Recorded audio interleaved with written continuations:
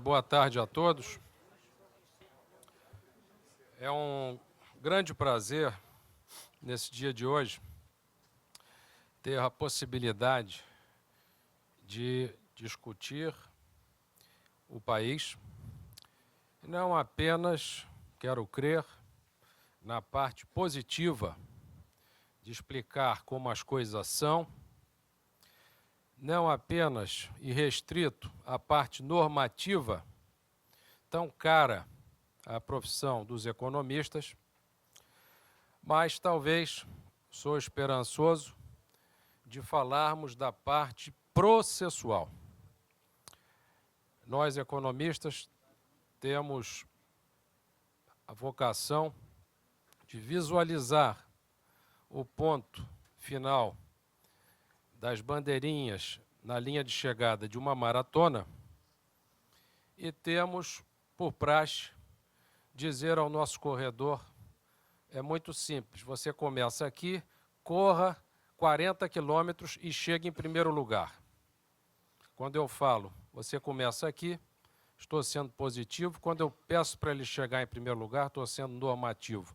Mas em nenhum ponto eu fui processual, em nenhum ponto eu disse a ele qual a estratégia, qual a persuasão que é necessária, qual o caminho que é necessário para chegar do ponto de partida e ser o vencedor.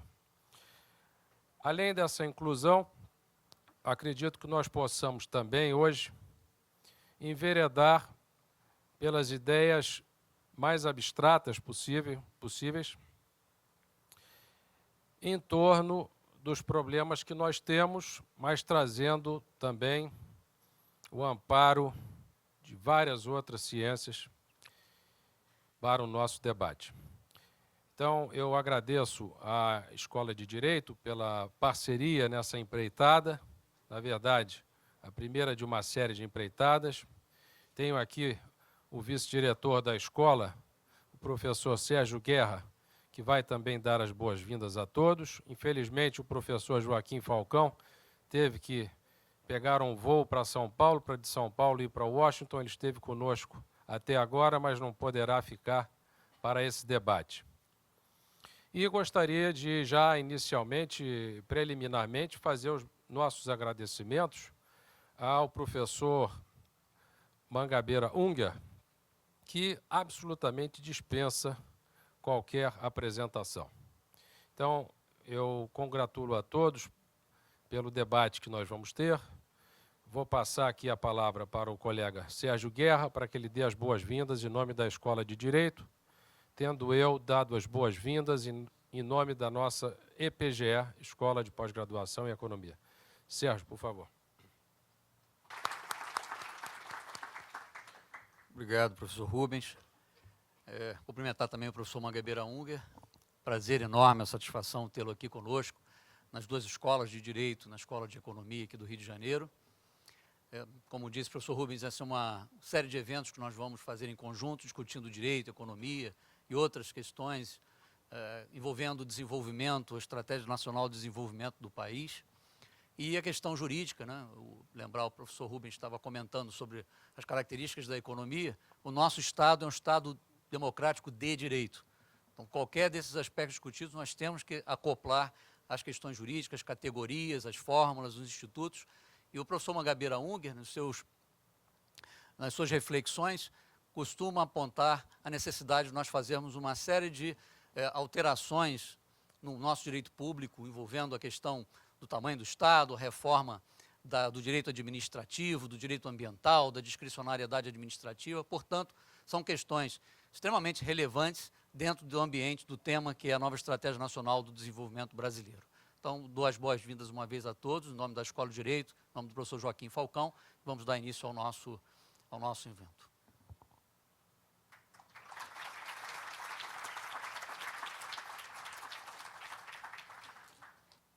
Meu tema é a Estratégia Nacional de Desenvolvimento. Minha tese é que o país se aproxima de um momento de inflexão, em que nós precisamos passar de um modelo de desenvolvimento para outro. Como estamos numa instituição acadêmica, eu pretendo dedicar uma parte desta reflexão às ideias de que nós precisamos para pensar a nova estratégia. E, portanto, divido esta minha intervenção em duas partes. A primeira parte a respeito das premissas teóricas, dos debates explícitos, implícitos que nós precisamos explicitar, para ter as ideias necessárias ao projeto. E a segunda parte a respeito do conteúdo programático desta alternativa nacional. As premissas. Aponto 4 debates. 4 debates truncados e latentes que nós precisamos ter no país e no pensamento brasileiro para formar as ideias necessárias. O primeiro debate é o mais simples.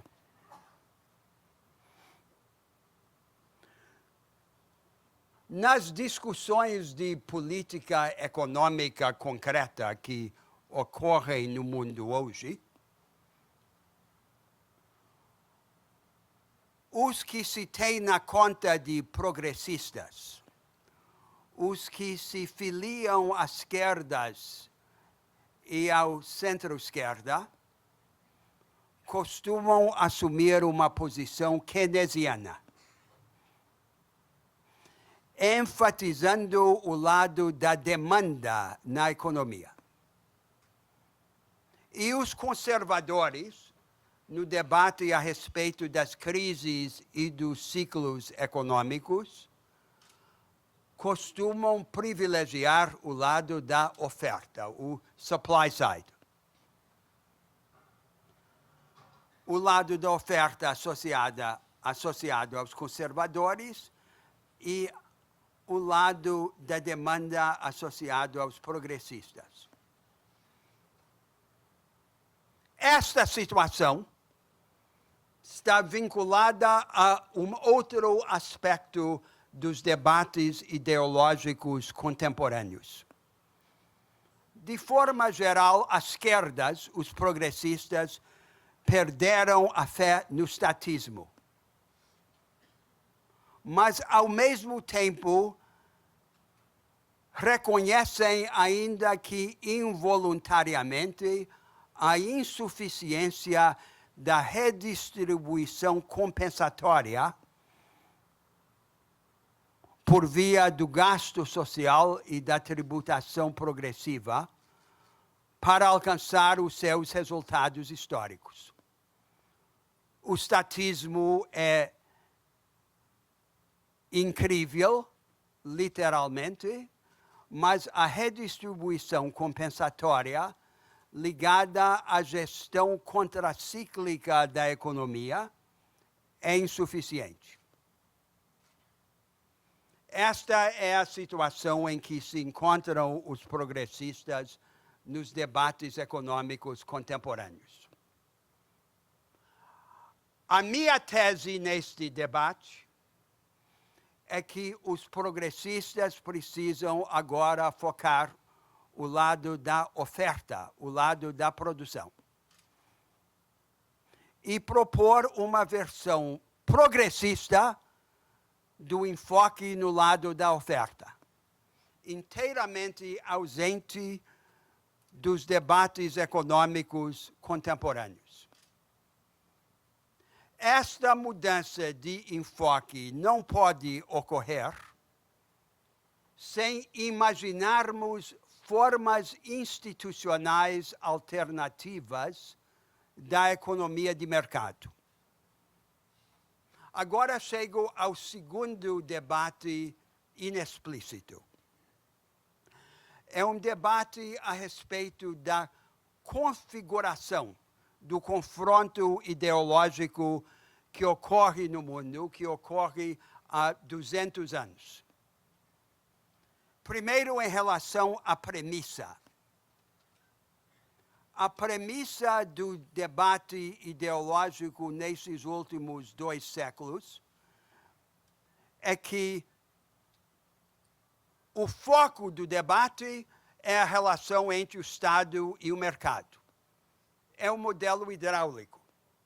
Mais Estado, menos mercado, mais mercado, menos Estado, ou síntese entre Estado e mercado. Graças à regulação do mercado e à redistribuição compensatória da riqueza e da renda. A esta concepção do debate ideológico se contrapõe um outro que começa a emergir no mundo. O outro enfoque é que o verdadeiro tema do debate não é ou não deve ser o Estado contra o mercado. Deve ser como pensar as formas institucionais alternativas do mercado, da democracia e da sociedade civil. Segundo esta visão, as formas agora predominantes nos países ricos do Atlântico Norte representam um segmento, uma parte de um universo muito mais amplo de possibilidades institucionais. O segundo elemento desse debate ideológico inexplícito tem a ver com a visão dos problemas a resolver, do objetivo próximo a alcançar. Segundo a visão predominante, certamente predominante agora no Atlântico Norte, o objetivo é reconciliar a proteção social dos europeus com a flexibilidade econômica dos americanos. Dentro do marco institucional herdado do século passado, sem grandes ajustes institucionais. E a ideia é que todas as grandes transformações institucionais foram desacreditadas pelas calamidades do século XX. A esta visão se contrapõe a ideia que eu tomo como premissa nesta maneira de pensar, que nenhum dos problemas fundamentais das sociedades contemporâneas pode ser resolvido ou sequer encaminhado dentro dos limites das instituições estabelecidas, inclusive dentro das instituições que definem a economia de mercado. Eu vou dar um exemplo.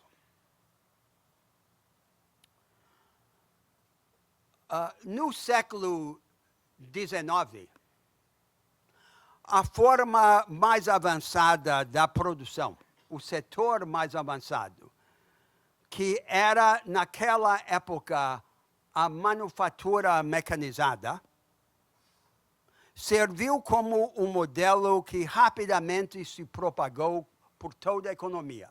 Todos os setores da economia, inclusive a agricultura, foram transformadas à luz do paradigma da manufatura mecanizada. Agora nós temos emergindo no mundo um outro paradigma de produção, às vezes chamado de pós-fordista. Uma produção flexível, descentralizada, densa em conhecimento e organizada por redes e relações contratuais. Em princípio, este paradigma de produção deveria ser amplamente aplicável a todos os setores da economia. muito mais aplicável do que foi no século XIX a manufatura mecanizada, que parecia intrinsecamente vinculada à indústria. Mas, na realidade, encontramos o fenômeno inverso, que a nova forma de vanguardismo produtivo permanece ilhado em vanguardas relativamente isoladas, desconectadas dos outros setores da economia. E não se repete agora, no século XXI, o fenômeno que ocorreu no século XIX, de propagação geral das práticas vanguardistas por toda a economia. Como resolver este problema? Sustento que não há como resolvê-lo sem inovar nas instituições que definem a economia de mercado.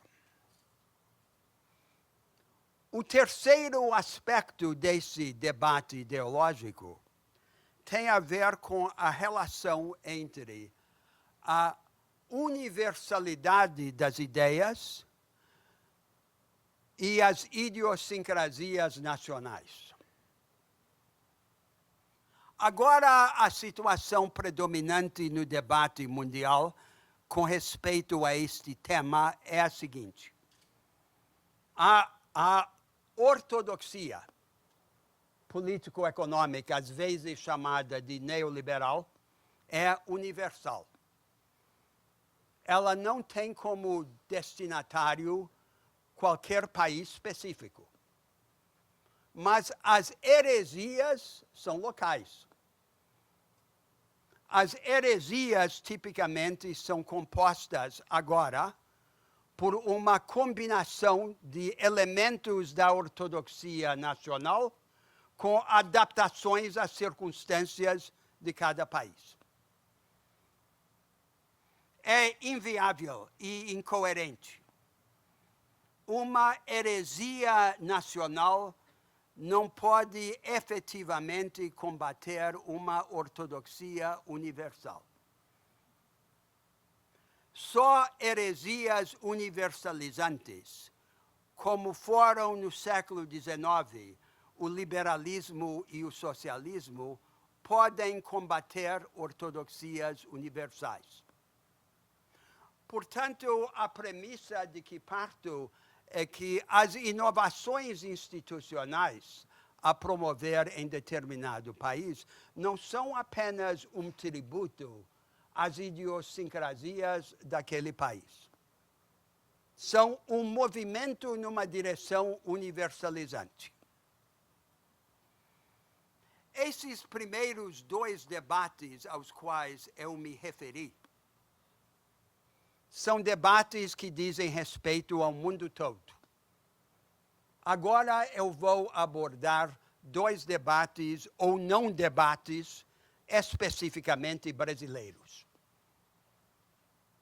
O terceiro debate é a respeito da linha divisória na política brasileira. Nós temos no Brasil muitos partidos, mas a rigor nós temos uma única ideia. Uma única ideia predominante na política brasileira, transmitida em formas variáveis por todos os partidos. E é uma ideia que se poderia chamar a Suécia tropical. Então, a ideia é que há um caminho básico no mundo. Depois de desmoralizadas as supostas alternativas no curso do século XX, há um modelo que sobreviveu, que foi confirmado em sua eficácia pelos fatos. E a nossa tarefa é humanizar este modelo. E, sobretudo, humanizá-lo por políticas sociais. Daí que, no Brasil, quase todos os políticos professam ser social-liberais ou social-democratas. O que é o social? O social é o açúcar. com que se pretende dourar a pílula do modelo econômico. Então, a ideia é que há uma única forma de organização da economia de mercado, e as consequências dessa forma para a desigualdade e a exclusão precisam ser atenuadas ou humanizadas por políticas sociais. Há duas coisas que se podem fazer com uma economia de mercado, segundo esse ponto de vista. Uma coisa é regulá-la, e a outra é atenuar as suas desigualdades por políticas retrospectivas de redistribuição. O que essa ideia exclui é o mais importante. O mais importante é a reorganização institucional da economia de mercado, que determina o acesso às oportunidades e às capacitações e, portanto, determina a distribuição original da riqueza e da renda. A Suécia tropical é um mito, porque na Suécia real do século XX houve várias décadas de luta a respeito do acesso ao poder político, à riqueza e à renda. E esta luta terminou numa espécie de compromisso entre o Estado social-democrata e as dinastias plutocráticas da Suécia. Aí veio o conjunto das ações sociais como uma espécie de epílogo a esta narrativa. Nós, no Brasil, queremos viver o epílogo sem viver a narrativa antecedente. É uma completa fantasia. E uma negação do imperativo que enfrentamos. Portanto, segundo este ponto de vista, há de haver uma nova divisória na política brasileira. Entre os que querem e os que não querem inovação estrutural. Inclusive, inovação nas formas institucionais da economia de mercado e da democracia. A democratização da economia de mercado, a construção de uma democracia de alta energia que não precise de crises para facultar mudanças e a capacitação dos brasileiros são os temas fundamentais desta alternativa. Agora passo para o quarto debate, que é ainda menos evidente do que o terceiro. Vamos contrastar as seguintes três posições. Duas delas existem. A terceira ainda tem que ser construída. A primeira posição é o que se pode chamar a forma contemporânea e social do Pacto Nacional Desenvolvimentista. E alguns dos aspectos desse pacto são os seguintes. Lá em cima, as classes endinheiradas recebem o crédito subsidiado, por exemplo, do BNDES. E são credores da dívida pública e beneficiários, portanto, da política do juro alto. E lá embaixo, as classes mais pobres recebem o benefício quantitativamente muito menor do gasto social. E no meio, as classes médias, tanto a classe média tradicional, como a nova classe média mestiça morena, não recebem nada, a não ser o acesso ao novo mercado de consumo em massa. Esta é a forma contemporânea do Pacto Nacional Desenvolvimentista. E em torno deste pacto muito terreno, se constrói uma retórica fantasiosa que ornamenta e ofusca a verdadeira realidade desse compromisso. A segunda posição é a posição liberal ou neoliberal. A posição liberal ou neoliberal é desmontar este pacto. E qualquer que seja a motivação dos que simplesmente querem desmontar o pacto, para estabelecer no Brasil uma imitação mais perfeita da forma de economia de mercado que existe, por exemplo, nos Estados Unidos, a realidade seria simplesmente promover, no conjunto, os interesses do dinheiro, sem benefício para as maiorias pobres do país. Agora vem a terceira posição. A terceira posição é a posição que ainda não existe no debate. A terceira posição é desmontar o Pacto Nacional Desenvolvimentista em favor de uma reorganização institucional democratizante e includente do acesso às oportunidades econômicas e educacionais. Não é possível sem inovação radical nas instituições econômicas e políticas. Esta é a posição que não existe.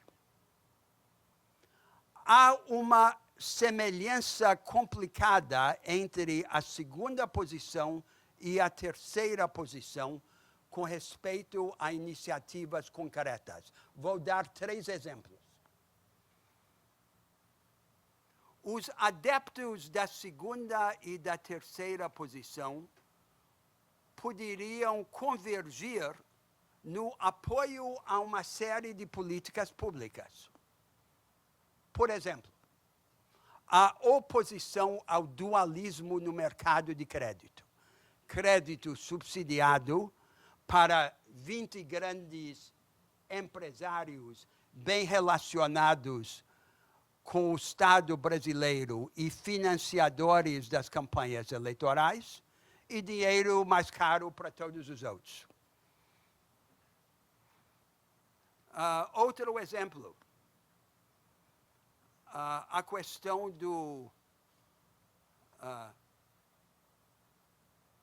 da liberdade para importar tecnologias avançadas, bens de capital avançados.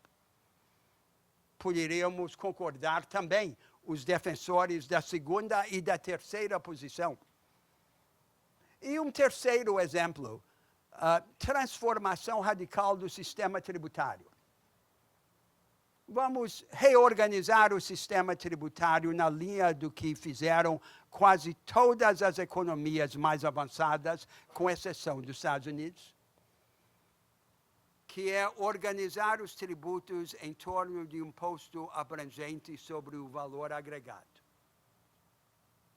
O tributo é ostensivamente regressivo, mas por ser um tributo muito neutro, que não distorce os preços relativos, permite maximizar a receita pública. Aí tudo que se perde de progressividade do lado do perfil da arrecadação se ganha em dobro no lado do gasto, porque o gasto mais alto permite fazer a redistribuição que se sacrificou do lado da arrecadação. Estas iniciativas teriam significado inteiramente diferente no contexto da segunda posição, a liberal ou a neoliberal, e da terceira, a inovação institucional democratizante. Nós não temos esses debates no Brasil. Nenhum dos 4 que eu enumerei. E todos eles são indispensáveis para pensar o novo rumo do país. Agora quero dar mais uma palavra a respeito do contexto teórico desses debates. Primeiro, em relação ao pensamento jurídico, à teoria jurídica.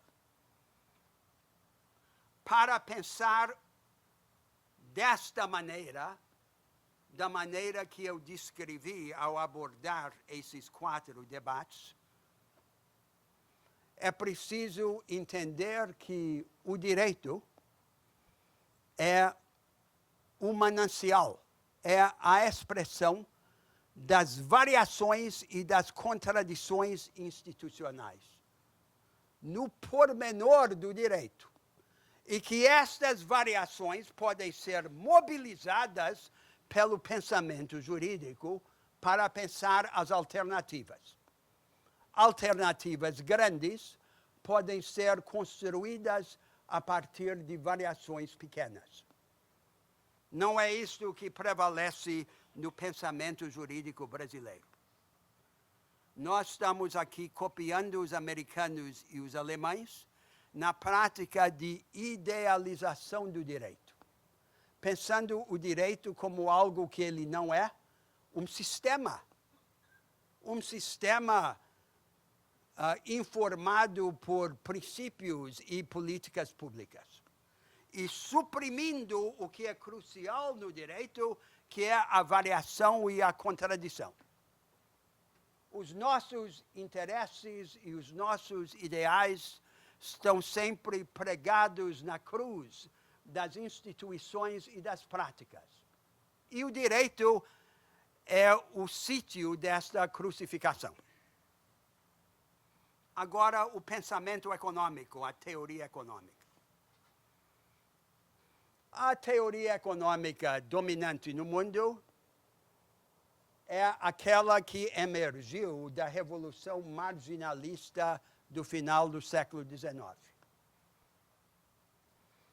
E esta tradição de pensamento econômico sofre de 4 defeitos centrais, intimamente ligados. O primeiro defeito é que separa análise de investigação empírica. Nesta ciência econômica, há teoria e há empirismo, mas o empirismo e a teoria têm muito pouco a ver uma com o outro. Não é como a física. Não há uma relação íntima e dialética entre a investigação empírica e os princípios analíticos. Como os austríacos perceberam, esta teoria econômica é muito mais uma forma de lógica do que uma ciência causal. O segundo defeito dessa tradição teórica é que ela é inteiramente vazia de imaginação institucional. Ela confunde a eficiência alocativa com o mecanismo do mercado. E, mais importante, ela confunde o mecanismo do mercado com uma forma institucional da economia de mercado que prevaleceu na história moderna do Ocidente. Os economistas imaginam equivocadamente que o mercado é um mercado, um contrato é um contrato e propriedade é propriedade. Os juristas sabem há 150 anos que nada disso é verdade. O terceiro defeito desta tradição de teoria econômica é que ela é uma teoria das trocas inteiramente desfalcada de uma teoria de produção. Ela vê o mundo da produção sob a lente de uma teoria das trocas. E o que facilita isto é a predominância do trabalho assalariado, que o trabalho tem um preço. Adam Smith e Karl Marx tinham, por exemplo, teorias da produção. Os economistas pós-marginalistas não têm. O quarto defeito dessa tradição teórica se pode compreender por comparação às ciências da vida. o darwinismo e a síntese pós-darwiniana. É uma teoria que tem uma visão da seleção competitiva sem qualquer visão de como se gera o material diversificado sobre o qual opera a seleção competitiva.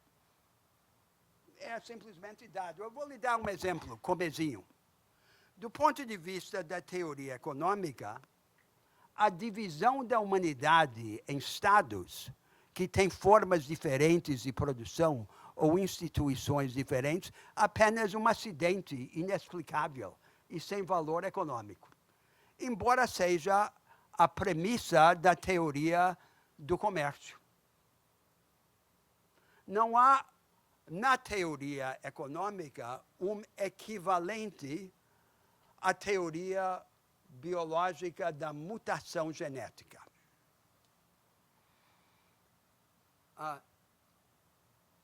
Uma teoria econômica pautada por esses 4 defeitos não serve como base intelectual para pensar alternativas na organização da economia de mercado.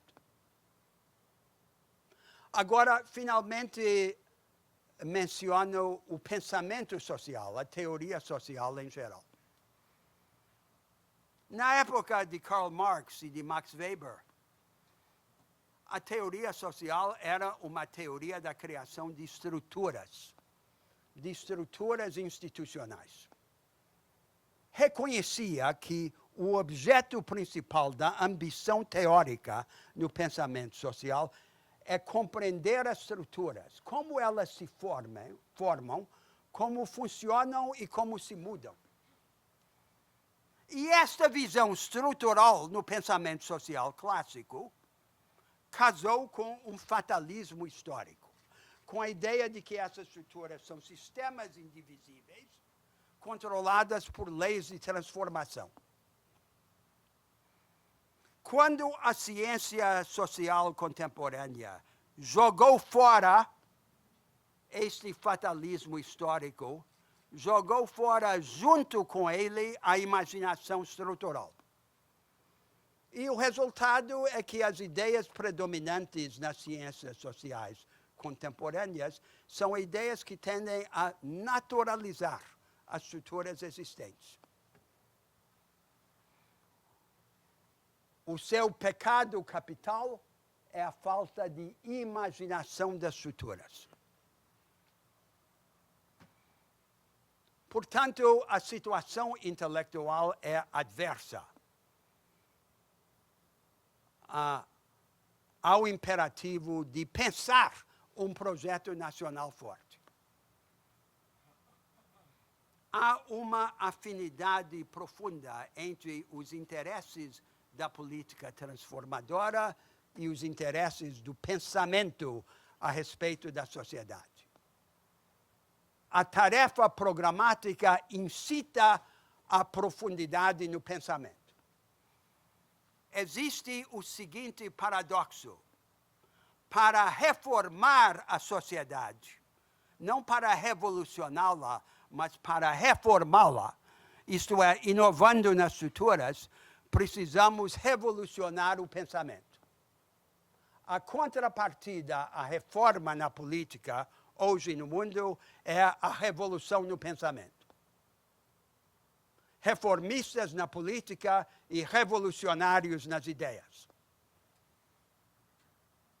A vocação da intelectualidade brasileira, em vez de permanecer sob o fascínio do colonialismo mental, seria tomar o imperativo de pensar o país e seu futuro como uma instigação para a rebeldia teórica. Agora eu passo para a segunda parte da minha intervenção. E, à luz dessas ideias, abordo a tarefa de definir a alternativa nacional de desenvolvimento. Entendo que esta alternativa hoje toma como ponto de partida a exaustão do modelo de desenvolvimento que tivemos até agora, no período histórico recente. Foi um modelo baseado primordialmente na produção e exportação de commodities e na massificação do consumo. Conseguiu grandes resultados,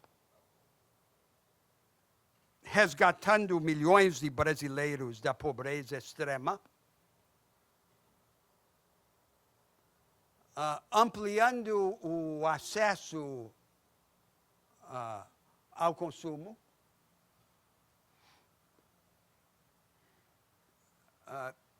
e permitindo, em circunstâncias então favoráveis, uma taxa de crescimento razoável. Enquanto o preço dos commodities estava no alto e o nosso mercado principal, a China, crescia muito rapidamente, e havia dinheiro fácil abundante no mundo, as fragilidades desse modelo permaneceram ocultas. Agora que as circunstâncias mudaram, a fragilidade ficou exposta. E a fragilidade mais importante é que esse modelo conviveu com um nível muito baixo de produtividade na economia brasileira. Nós mantivemos a grande maioria dos brasileiros empregados, porém empregados em serviços de baixíssima produtividade.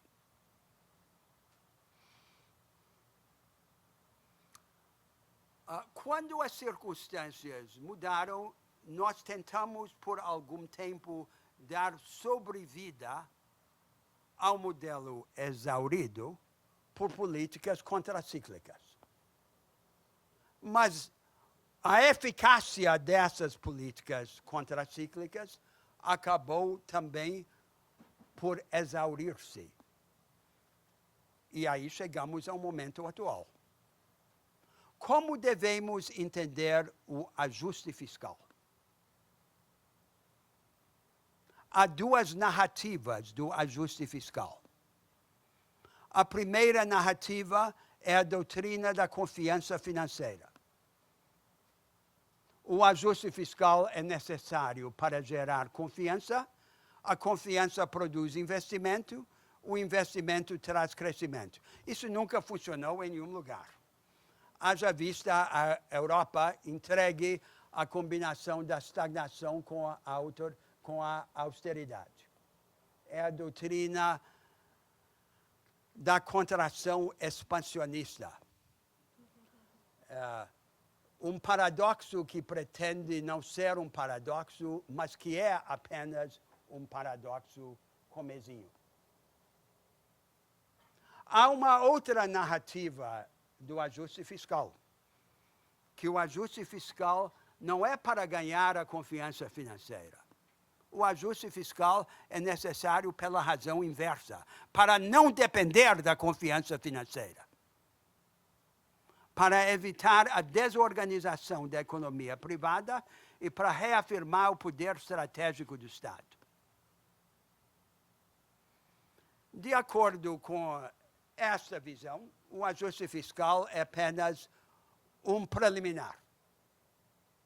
Há uma nova agenda. Não é uma agenda, é uma ponte entre o modelo antigo e um modelo novo a construir. E como deve ser, então, a configuração desse ajuste fiscal para que sirva este propósito de ser a ponte?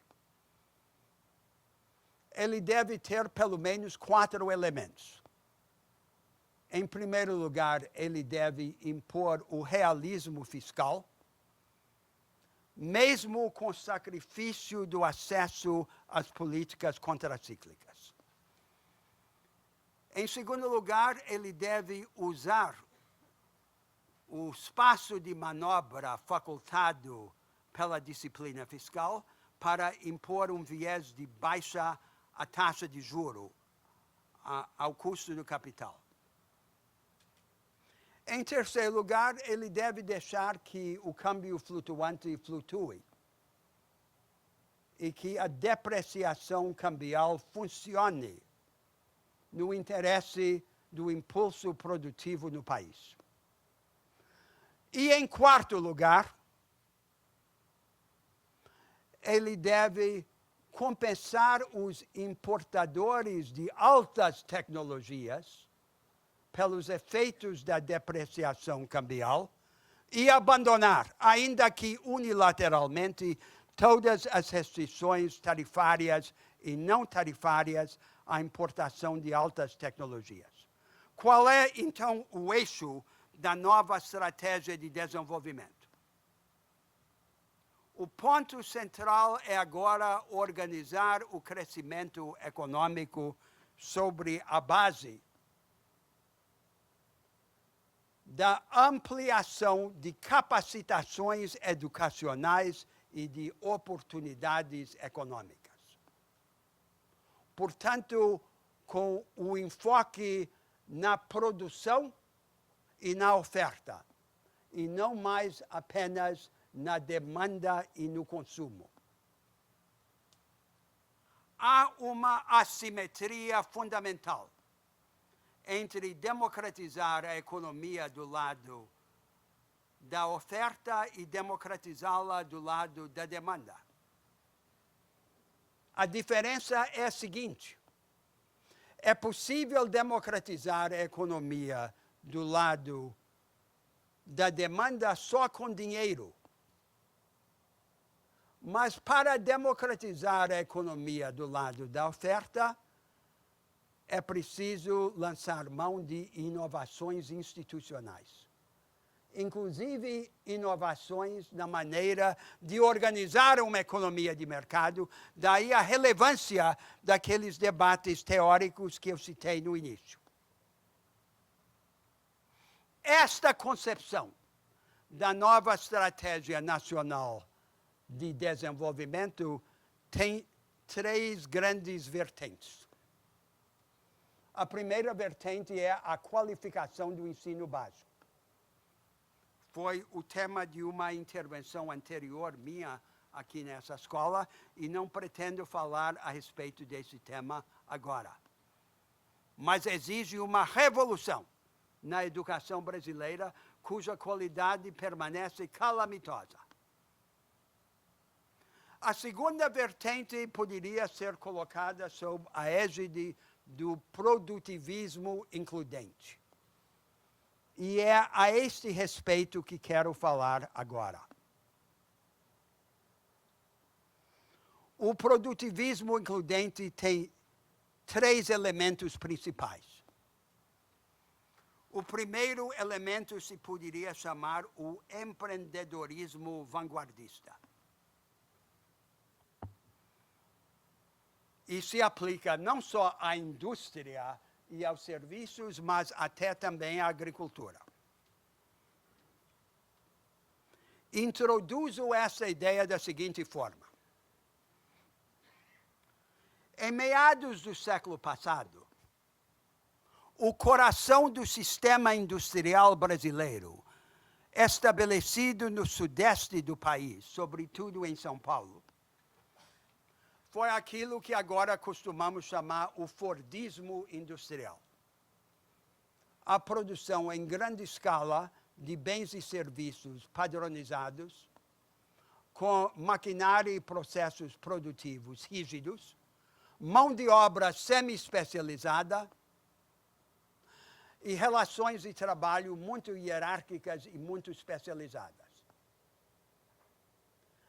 Este Fordismo tardio brasileiro alcançou padrões de excelência fabril, mas se mantém competitivo no mundo só à base de uma grande restrição de retornos ao fator trabalho.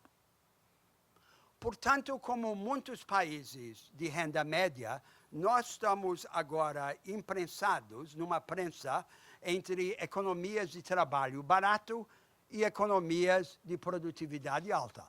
E nosso interesse é escapar pelo alto, por uma escalada de produtividade.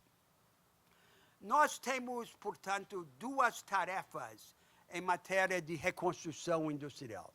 Uma mais fácil e conhecida. Outra menos conhecida, mais exigente e muito mais importante. A tarefa conhecida é que nos centros industriais do país consigamos promover o avanço rumo a um novo paradigma de produção, baseado em produção despadronizada, em inovação permanente e em conhecimento denso. A produção como experimentalismo. Facultado, inclusive, por tecnologias como, por exemplo, as impressoras 3D, que permitem encurtar a distância entre a concepção e a execução. E no resto do país? No resto do país temos uma tarefa mais importante e difícil, que é organizar uma travessia direta do pré-fordismo ao pós-fordismo, sem obrigar o país todo a penar no purgatório do fordismo tardio. Agora vou trocar essas abstrações em termos brasileiros mais tangíveis. O Brasil todo não deve ter que primeiro virar a São Paulo de meados do século passado para depois virar outra coisa. Esta é a tarefa. Agora temos um foco mais específico na execução dessa tarefa.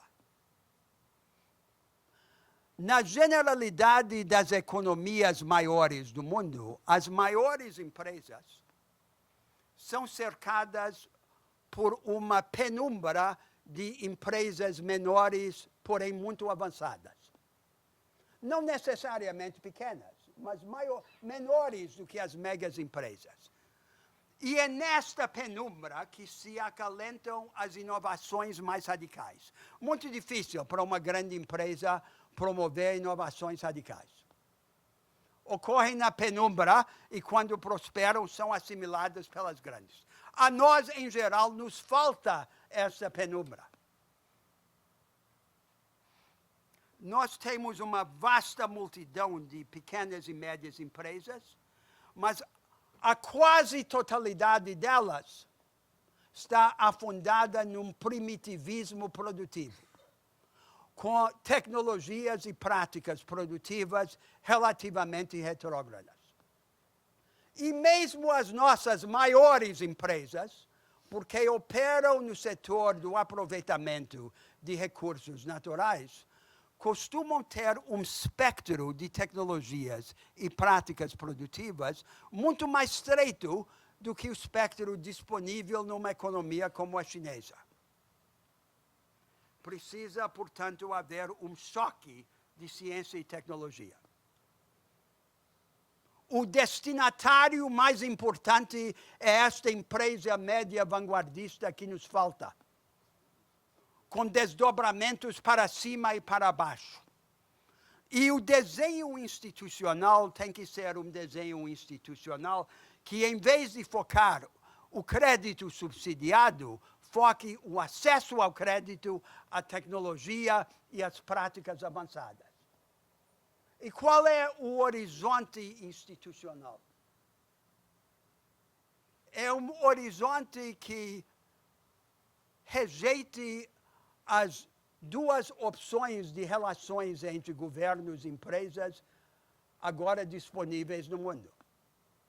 Há um modelo americano de um Estado que apenas regula as empresas à distância, e há um modelo do Nordeste asiático, de imposição de uma política comercial e industrial unitária imposta de cima para baixo. Teríamos que ter um terceiro modelo de uma forma de coordenação estratégica entre governos e empresas, sobretudo pequenas e médias empresas avançadas, que fosse pluralista, participativa e experimental. Isto no eixo vertical entre governos e empresas. E a contrapartida no eixo horizontal entre as empresas é promover as práticas que se chamam de concorrência cooperativa. Quer dizer, as empresas competem umas com as outras, mas fazem mutirão de certos recursos para ganhar economias de escala.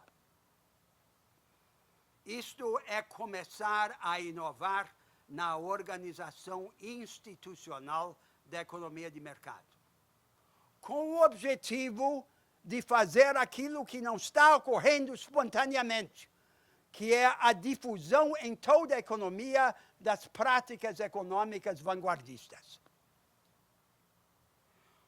O segundo elemento desse produtivismo includente, ao lado do empreendedorismo vanguardista, tem a ver com as relações entre o capital e o trabalho.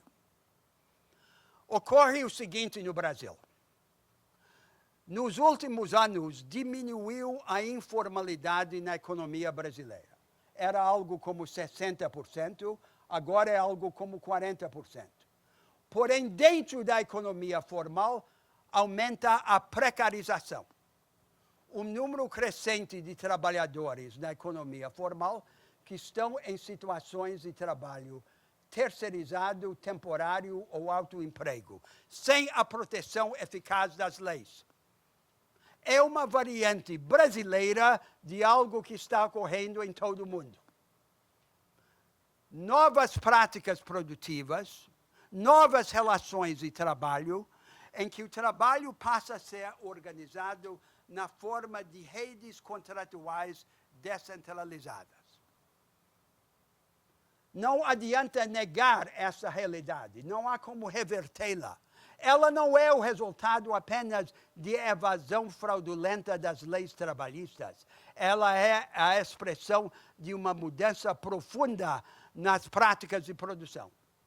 O que nós precisamos fazer é criar um novo direito, ao lado do direito existente do trabalho, para governar essas relações de trabalho e impedir que surja uma divisão entre duas classes de trabalhadores, os relativamente estáveis e os precarizados.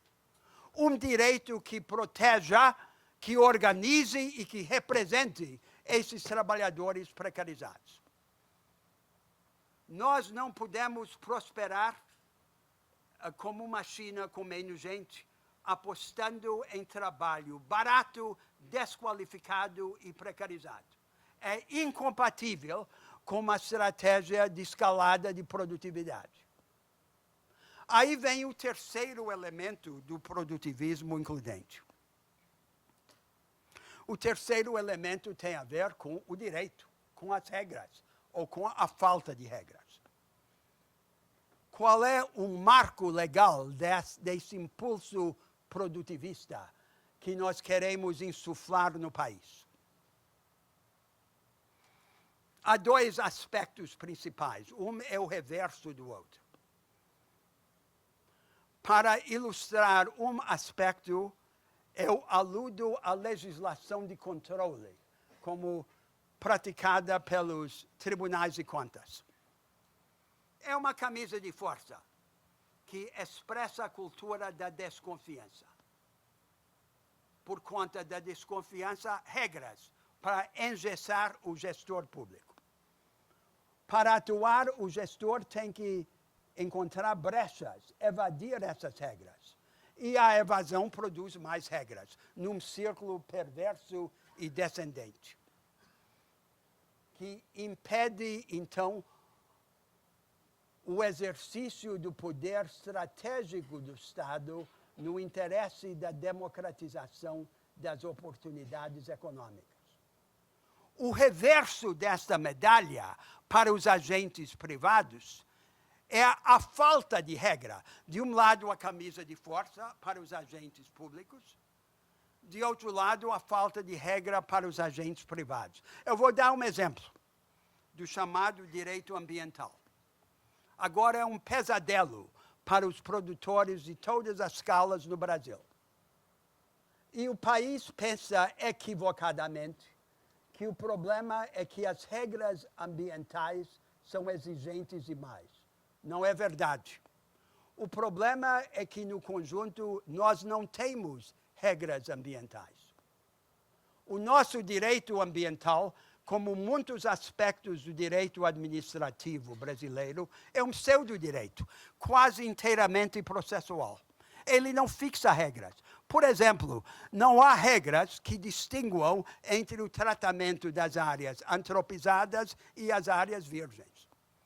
É um pseudo-direito que delega poderes discricionários quase ilimitados a um elenco de pequenos déspotas administrativos, que, por sua vez, viram o joguete de embates entre interesses e ideologias contrastantes. Esse é o absurdo que o país vive. A camisa de força de um lado e a completa falta de regra de outro. Temos que sair disso, senão não haverá produtivismo includente. E onde estão esses temas todos que eu estou citando no debate brasileiro? Praticamente inexistem. Então, eu disse que a primeira vertente é a qualificação do ensino básico. A segunda vertente é o produtivismo includente, cujos 3 elementos eu acabo de esboçar. E agora direi apenas uma palavra breve sobre o terceiro elemento. O terceiro elemento é a tradução da proposta nacional em políticas para as grandes regiões do país. Num país como o nosso, estratégia nacional só toca o som da realidade quando traduzida em proposta regional. Nós temos, historicamente, uma concepção viciosa da política regional, como uma política de compensações para o atraso relativo. A verdadeira vocação da política regional é acalentar vanguardas e vanguardismos alternativos no país. Por exemplo, no Nordeste, vir ao encontro dos empreendedores emergentes no semiárido e provê-los de instrumentos econômicos e educacionais. Não é isto que fazemos. O Nordeste, por exemplo, não tem estratégia desde a época de Celso Furtado. E o vazio de estratégia é ocupado pelo casamento de 2 ilusões. De um lado, no semiárido, o pobrismo, iniciativas de cunho e escala artesanal para ocupar as pessoas. E fora do semiárido, aquilo que se poderia chamar o São Paulismo, o fascínio com grandes obras no litoral, siderurgias e refinarias, que ficam como enclaves na costa sem mudar nada. Seria necessário repudiar esse casamento escuso do pobrismo e do São Paulismo para formar uma verdadeira estratégia. E aí, região por região no país, nós teríamos que ter propostas igualmente radicais. E são elas que dariam realidade a essa estratégia nacional que acabo de esboçar. Por fim, agora eu quero descrever os obstáculos